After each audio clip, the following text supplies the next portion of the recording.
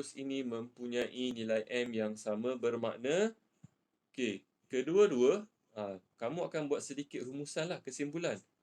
Kedua-dua persamaan 1 dan 2 adalah selari. Jika mana M1 dia, bagi garis yang pertama ni, garis lurus yang pertama adalah sama dengan M2 bagi persamaan garis lurus yang kedua. Okey? Cikgu ulang sekali lagi. Dalam bahasa mudahnya, kalau dua-dua persamaan ini mempunyai nilai M yang sama, maka garis lurus kedua-dua ini adalah selari. Selari tu yang macam mana? Ini graf dia. Inilah selari. Okey? So, cikgu harap kamu nampaklah gambaran awal dia ni. Sebelum kita pergi pada contoh soalan. Okey, sebelum tu, nampak ni nota dia. Okey, nota dia kat atas ni kamu boleh lihat. Garis lurus yang selari, dia akan mempunyai kecurunan yang sama. Begitu juga sebaliknya. Maksudnya, kalau kita nak tahu garis lurus tu selari ataupun tidak, nilai M-nya mesti sama. Kalau nilai M tu tak sama, maksudnya kedua-dua garis lurus tidak selari. Itu konsep dia untuk hari ini. Okey, contoh yang pertama kita ada dua. Kita ada dua persamaan kat sini. Nampak? Yang ni dia tak bagi kamu graf, tapi dia bagi persamaan. Jadi kalau kita nak tentukan daripada kedua-dua persamaan, ini persamaan yang pertama, ini persamaan yang kedua. Okey, sekarang ni soalan dia, tentukan sama ada kedua-dua persamaan garis lurus ini selari ataupun tidak. Itu soalan dia. Okey. Jadi bagaimana kita nak tentukan sama ada kedua-dua persamaan ini selari ataupun tidak? Kita mesti tentukan daripada nilai M, iaitu kecerunannya. Kalau sama, dia selari. Kalau tak sama, maka ia tidak selari. Okey. Konsep yang kamu kena pegang sampailah kamu habis belajar tingkatan 5 nanti. Sebab apa? Sebab ini pun juga akan ditanya semasa SPM nantilah, kertas 2. Okey. Soalan dia mungkin lagi susah lah. Bukan macam ni direct je. Okey, jadi cikgu salin dahulu persamaan yang pertama. Okey. Y sama dengan negatif 3X tambah 5. Jadi daripada sini kita boleh keluarkan nilai M dia. Ni cikgu labelkan dia sebagai M1. Okey. Jadi ini persamaan mudah sebab dia dah bagi dalam bentuk kecerunan. Jadi boleh keluarkan nilai M-nya, iaitu perkali bagi X. Apa itu perkali bagi X? Nombor di hadapan X ni lah. Berapa? 3 kan? Depan dia ada negatif. Jadi negatif 3 bagi persamaan yang pertama, nilai M-nya. Okey. Sekarang kita nak pergi pada persamaan yang kedua. 2Y sama dengan 5 tolak 6X. Okey, kita nak dapatkan nilai M dia. Ni M2 lah sebab dia persamaan yang kedua. Sebelum itu, kita kena lihat dahulu pada bentuk persamaan yang diberi. Okey, kalau ada soalan boleh PM boleh terus tanya Bukan PM, terus buka mic. Okey. 2Y sama dengan 5 tolak 6X. Okey, memandangkan bentuk ini bukan bentuk kecerunan sebab ada 2 kat depan ni, kamu kena ubah dulu dia. Tak boleh terus ambil. Saya tahu kamu akan nampak, okey, X kat sini. So, perkali dia negatif 6. Kamu letak M dia negatif 6. Salah ubah dulu. Bagaimana kita nak hilangkan 2 ni? Jadi, kita akan bahagikan dengan 2. Sama dengan kamu dah belajar minggu lepas tu. Itu sama sahaja kaedahnya. Dalam proses, kita nak dapatkan nilai M. Okey. Bahagi dengan 2. Kiri dan kanan bahagi dengan 2. Boleh potong kiri ni tinggal Y sahajalah. Sama dengan 5/2 tolak 6 bahagi 2 kita akan dapat. Ni bahagilah. Kenapa saya salin je 5/2? Sebab nanti kalau kamu bahagi dapat perpuluhan. So better buat dalam pecahan ini sahaja. Ini tak apa, kita boleh bahagi, selesaikan. 6 bagi 2 kita dapat 3X. Jadi M2 dia kita akan dapat berapa? Ni kan? Ingat kita akan lihat M tu kita akan lihat daripada pemboleh ubah yang ada X depan dia tu perkali. Negatif 3 kan. Okey. 3 kan. Ambil sekali dengan tanda dia lah. Kalau positif, positif lah. Kalau negatif, negatif lah. Maka kita bandingkan. Itu proses dia. Yang pertama kita dapatkan nilai M bagi kedua-dua persamaan. Proses berikutnya, yang kedua, kita bandingkan. Okey, sama tak? Sama negatif 3. Sini pun negatif 3. So, kita buatlah kesimpulan. Maka, persamaan 1 dan 2 adalah selari. Tak susah pun. Yang susah sikit ni yang ni lah, persamaan kedua ni. Sebab majoriti kebiasaannya ramai yang akan keliru dekat sini. Dia M dia. Nilai M dia pergi ambil -6. So, bila letak kat sini -6 memang tak sama lah. Bila tak sama, dia tak selari. So, salah lah. Jadi, kena berhati-hati. Okay? Ada soalan tak? Kamu nak salin, kamu boleh salin yang atas ni. Ini kira nota ringkas lah ni. Ciri-ciri untuk start topik hari ni. Tapi nanti cikgu akan share juga dalam grup, jangan risau. Okay, kalau tak ada soalan, cikgu nak teruskan. Okay, terima kasih Emil. Respon. Yang lain okey mudah-mudahan tak ada masalah Okey ni dia. Ada satu aplikasi yang kamu boleh download dekat Play Store. GeoGebra nama dia. GeoGebra ni sangatlah bagus. Sebab apa? Kamu boleh juga tentukan daripada graf.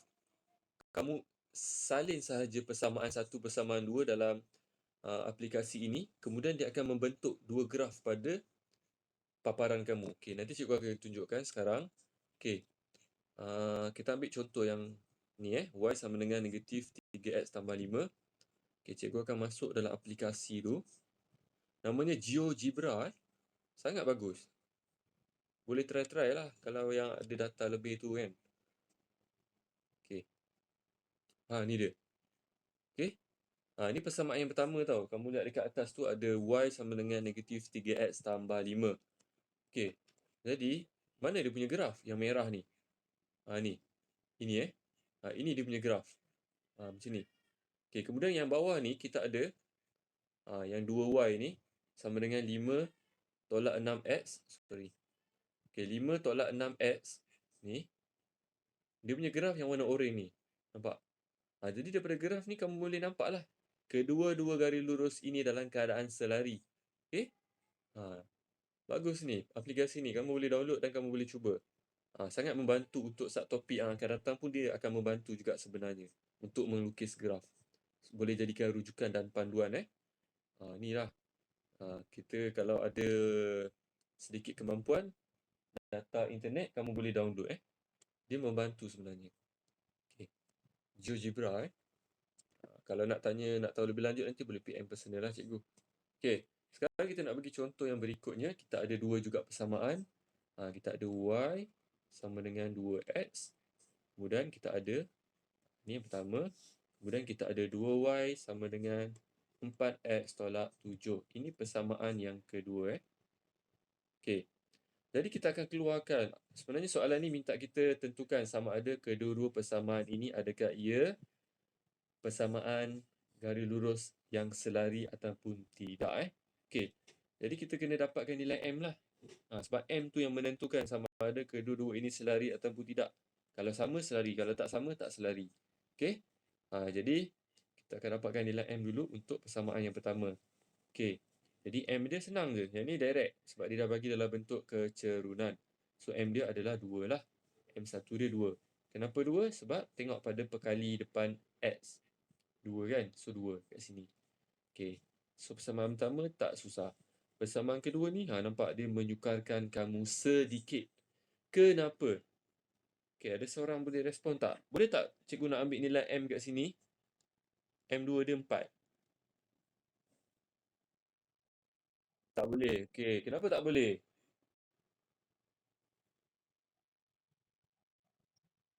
Yes. Okay, betul Aiman. Dia bukan dalam bentuk kecerunan. Lepas ni kita sambil-sambil cikgu terang, cikgu akan soal lah tak ada kamu rasa mengantuk. Okey, sekurang-kurangnya kamu mendengar dan memerhati. Okey, tak boleh sebab apa? Sebab dia bukan dalam bentuk kecerunan. Ubah dulu. Jadi kita akan bahagikan dengan 2 juga. Proses ni cikgu tak akan tunjuk dengan lebih detail lah sebab cikgu dah ajar sebelum ini. So 4x bahagi dengan 2 tolak 7 bahagi dengan 2. Okey, kita boleh potong. Kiri dia tinggal y sama dengan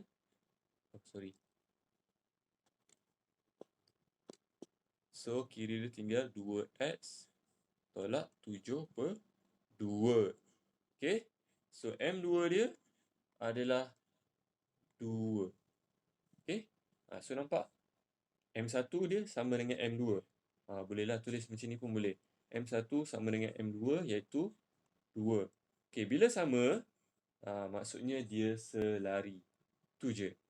Okey. Buatlah sikit kesimpulan, kenalah sikit ulas. Okey? Ni kita dah merentas kurikulum belajar bahasa Melayu.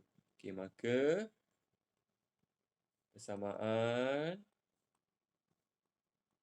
garis lurus 1, cikgu letak 1 dan 2 dan 2 adalah selari. Okey? Untuk subtopik ni tak susah pun. Yang susahnya mungkin kalau nak dapatkan nilai M tu sikit je lah kamu keliru ataupun kamu tersilap isi. Biasanya yang itu je. Okey? Okey, soalan seterusnya. Ada beberapa contoh ni. Okey, kita ada persamaan yang pertama, kita tukarlah pula warna biru. Kita ada 2x tambah y sama dengan 9. Persamaan pertama. Persamaan kedua, 2y sama dengan 3 tolak 6x. Okey, ini persamaan kedua lah. Okey. Jadi kita mesti dapatkan nilai apa? Nilai x. Nilai m. Okey. Perhatikan dulu. First, lihat dulu bentuk keturunan tak. Kalau tak, tukar. Pindahkan. Benda yang patut pindah, pindah. Benda yang patut bahagi, bahagi. Okey. Ni kena pindah lah. Sebab kiri ni 2x. So, dia akan jadi y sama dengan negatif 2x tambah 9. Okey. Sebab saya dah pindahkan 2x ni ke kanan. So, dia jadi negatif. Barulah kita boleh dapatkan nilai M1 dia. Dapat negatif 2. Okey. Sama juga dengan yang kedua ni. Ni belum lagi dalam bentuk keturunan. Bahagi dengan 2 jugalah. Kalau tak tahu rasa susah buat je. Bahagi dengan 2. Tunjuk satu-satu. Sebab kita ni kalau overconfident kadang-kadang, saya pun tersalah dari sini. 3 bahagi 2 kan. Tolak 6 bahagi 2 x.